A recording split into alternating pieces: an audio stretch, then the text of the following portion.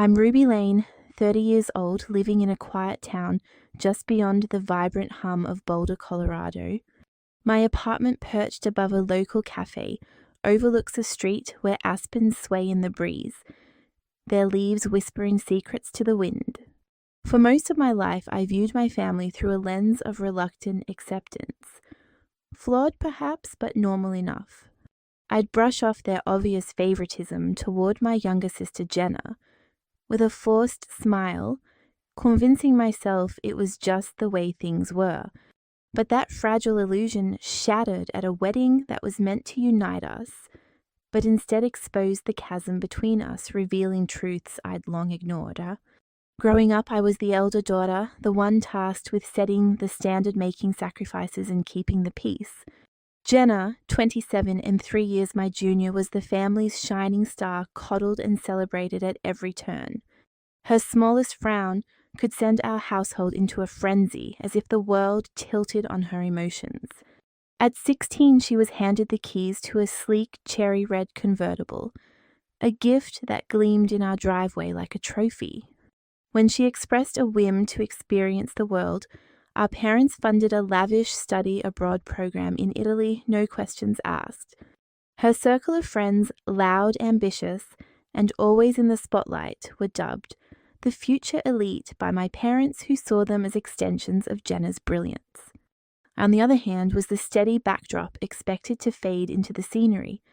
My accomplishments were met with indifference if they were noticed at all.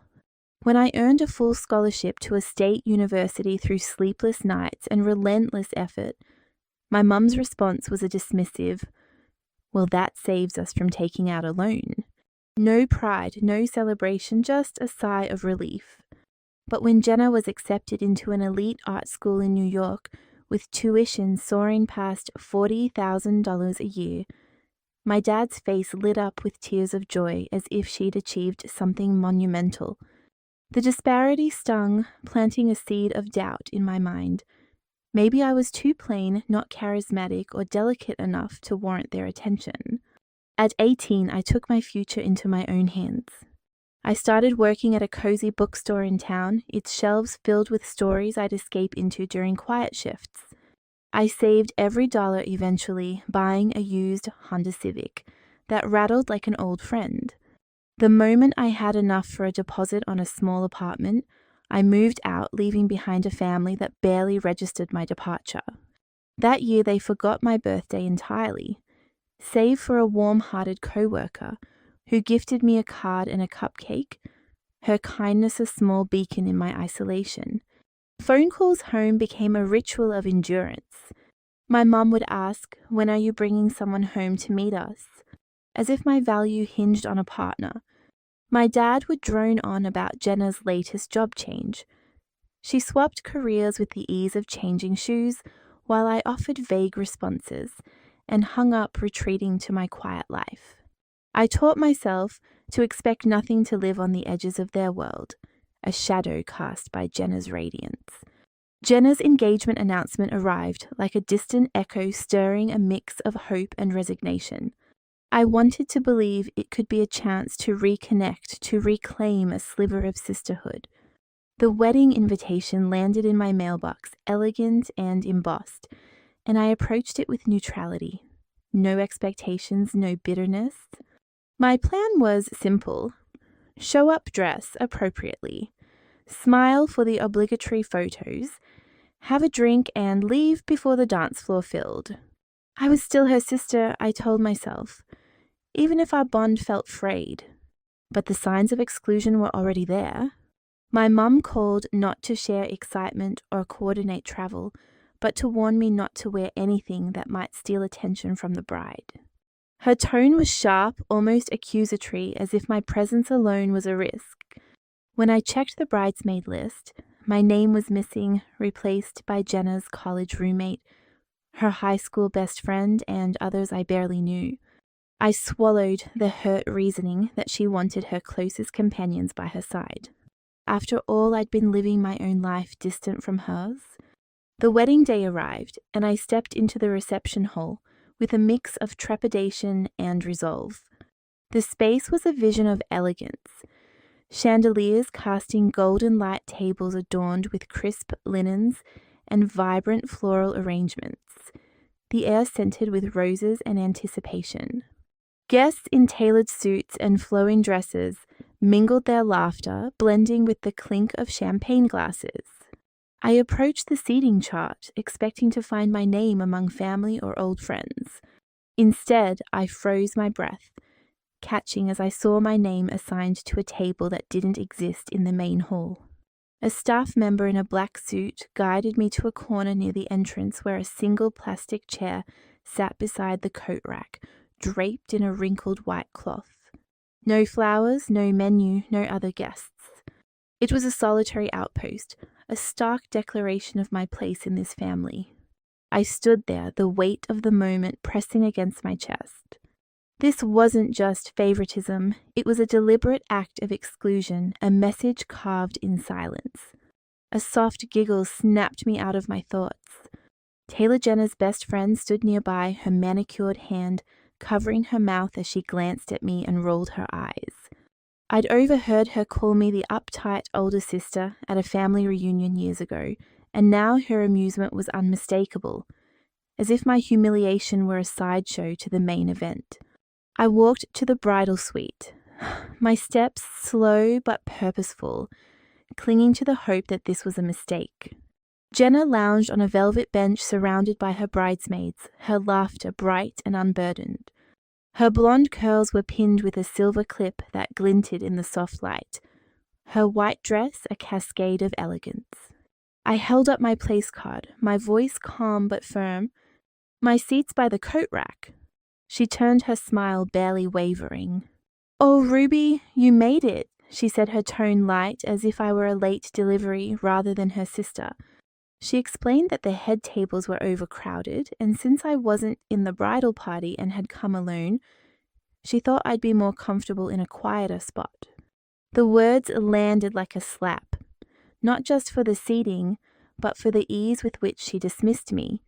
"Jenna, I'm your sister," I said, holding her gaze. "Is this really how you treat family?" She let out a small, cold laugh. "You've been gone for years, Ruby. You're not really part of this family anymore. It's just logical." The words cut deeper than I expected, slicing through years of quiet endurance. My mom appeared clutching an ivory purse, her face tightening when she saw me. "Ruby, don't make a scene. This is Jenna's day." I pressed her, asking if she knew about the seating. She hesitated, then nodded. "I told Jenna you might feel hurt, but you're grown now. Don't take it personally." The phrase seared into me. "You're grown now." As if growing up meant forfeiting the right to be valued, to be included. In that moment, a shift occurred, not anger, but a crystalline clarity. This wasn't an oversight, it was intentional. My family had chosen to show me I didn't belong, and I was done accepting their scraps. I returned to my isolated table, the coat rack, standing like a silent sentinel. A woman I didn't recognize stood there holding a champagne glass, her eyes lingering on my name card. She introduced herself as Barbara, the groom's mother, her smile sharp and calculated. "You must be Ruby," she said, her voice soft but edged with intent. "Jenna hasn't mentioned you much. I thought you were an old friend, not her sister." Her words were a deliberate jab, probing my place in the family. "Strange," she added, setting her glass on my table, a sister seated by the restroom. "Are you sure you're close?" I smiled, deflecting her bob. I guess Jenna prioritized those she's closest to. But a memory flickered to life. During rare coffee meetups, when it was just Jenna and me, she'd vented about Barbara, calling her the queen of control and admitting she was only tolerating her to avoid drama before the wedding. I met Barbara's gaze, my voice light but pointed. "I'm surprised you're so friendly. Jenna gets tense talking about you. She once said if you gave a speech, she'd walk out." Barbara's hand froze on her glass, her smile turning brittle. "She also called you controlling," I continued, and said she's only putting up with you until the wedding's over to keep the peace. The air grew heavy, charged with unspoken tension. Barbara's polished facade cracked, revealing a glimmer of hurt. I grabbed a glass of water from my table and walked to the back of the hall, leaving her standing there stunned. The music shifted to a soft ballad, and guests turned their attention to the couple preparing for the ceremony. Barbara, her face now a mask of stone, marched toward the podium. Jenna, radiant in her gown, gripped her bouquet and greeted guests with a practiced smile. But when she caught Barbara's glare, she froze, her confidence faltering. I hadn't planned to speak, but the moment felt inevitable. I raised my glass of orange juice and called out, "Excuse me, may I have a moment?" The music faded and heads turned. Jenna's eyes locked on me, panic flickering beneath her flawless makeup. "What are you doing?" She hissed, her smile strained. I ignored her, my gaze fixed on Barbara, who stood rigid, hands clenched.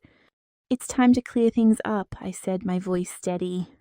Jenna once told me Barbara shouldn't wear a metallic dress. It'll outshine the bride. She also said if Barbara gave a speech, she'd walk out, and she's only tolerating her to avoid conflict with her fiancé. The room fell silent, the air thick with tension. Jenna's face paled. "Shut up!" she snapped, her voice sharp. I pressed on, recounting how she called Barbara power-hungry and planned to limit contact after the wedding. Whispers spread through the crowd, a tide of shock and curiosity. A bridesmaid covered her mouth, caught between amusement and disbelief. Barbara's voice cut through, low and furious. "Is this how you speak about your new family?" Jenna stammered, denying it, but her words faltered under the weight of her own admissions. Reed, the groom, who had been silent amid the chaos, finally spoke. "Jenna, is it true?" His voice was quiet but piercing, cutting through the room's discomfort. Jenna shook her head violently. "I was just venting. I didn't mean it." But Reed's expression hardened. "My mum called me last night, worried you've never reached out to her on your own. I thought you were just reserved, but now I'm not so sure." Jenna's face flushed with panic and rage. "You're calling off the wedding over something my sister made up." Reed stepped back, his voice steady. "I don't know who to believe, but I can't marry someone who builds their life on secrets and lies." The room felt like it was unraveling. My parents stood frozen, my mum pale, my dad staring at the floor, wishing to vanish. Barbara turned to them, her voice no longer polite. "This is what you're parenting, produced a daughter who lies and manipulates, then blames the one who dared speak the truth." My mum shook her head, stammering, "Barbara Jenna didn't mean harm." But Barbara cut her off. "No harm. She used my family to prop up her image while mocking us behind our backs." Guests shifted uncomfortably, some standing, others avoiding eye contact, with Jenna as if her shame were contagious. She turned to me, her voice venomous. "You ruined everything." I met her gaze, calm and unwavering. "No, Jenna, you did that yourself. You just didn't think anyone would call you out." I walked to the gift table where a small wooden box I'd brought sat among glittering presents wrapped in silver ribbons. I'd spent weeks choosing it, carefully engraving their names and wedding date on the glass, a gesture of love from a sister who still hoped to belong, but now it felt out of place. I picked up the box and Jenna's eyes widened. "You can't be serious," she said, her voice trembling. "You said I'm not family," I replied, my grip tightening. "So there's no reason to leave a gift from a stranger." My mum stepped forward, her voice urgent. "Ruby, don't make this worse. Just leave the gift and go." I didn't look at her. I turned to Reed, said good luck, and walked toward the exit. The box clutched to my chest. Jenna's voice rang out behind me. "You'll regret this. Keep going and you'll push everyone away." I didn't look back. The chandelier light glinted off the glass walls as the ballroom doors closed behind me, sealing off the chaos. Outside, the air was crisp, the evening sky a deep indigo. My dress swayed in the breeze and I held the box tighter, its weight grounding me. I didn't cry. Instead, a quiet strength bloomed within me, not of loss but of reclamation. I hadn't just walked away from a wedding, I'd reclaimed my self-respect, a piece of myself I'd let slip away over years of silence. The next morning I woke to sunlight streaming through my living room curtains, casting golden patterns across the hardwood floor. My phone buzzed relentlessly on the coffee table. 16 missed calls, 9 voicemails, 22 text messages from my mum, Jenna, even my aunt in Arizona, who only reached out when she needed something. I brewed coffee, slowly the aroma filling my apartment, and sat down to scroll through the messages. My mum's texts were a barrage of blame. "Ruby, what have you done? You ruined your sister's day. Call me back now." Jenna's were laced with venom. "You're jealous. You made Reed doubt me. You'll apologize or you'll regret this." I sipped my coffee, unmoved each word, sliding off me like rain on glass. Then a message from my dad caught my eye. "Call me when you can. Nothing urgent, just think you should know a few things." I hesitated, then dialed. He answered after 2 rings, his voice heavy. "Hey kid," he said, a weariness in his tone. "I'm listening," I replied. He sighed, the sound carrying years of unspoken truths. "I've stayed quiet to keep the peace, letting your mom and Jenna call the shots.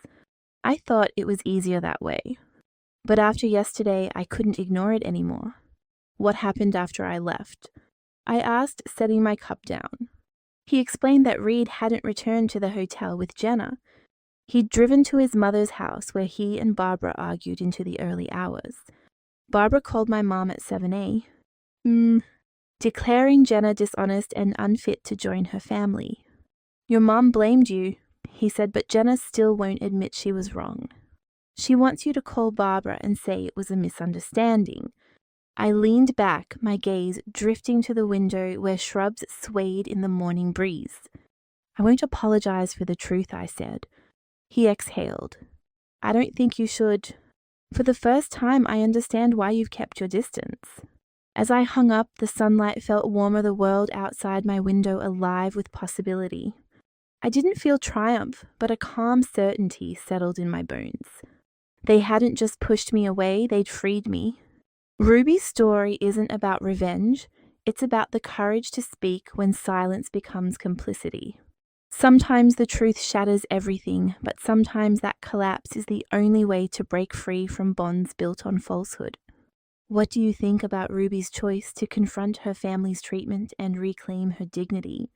Share your thoughts and join us for more stories of resilience and truth.